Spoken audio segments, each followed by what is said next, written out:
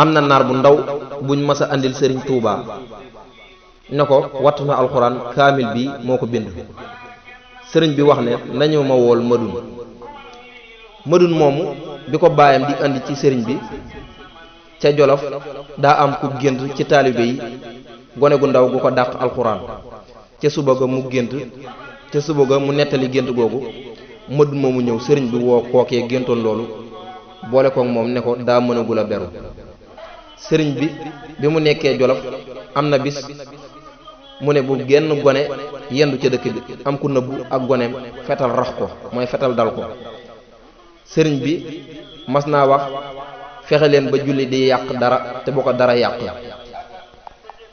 sëriñ bi am na ku mu mas a wax kaay dem yore daara ja te boo demee bul wax lu bon bul def lu bon bañ a tooñ doy na gàllaaj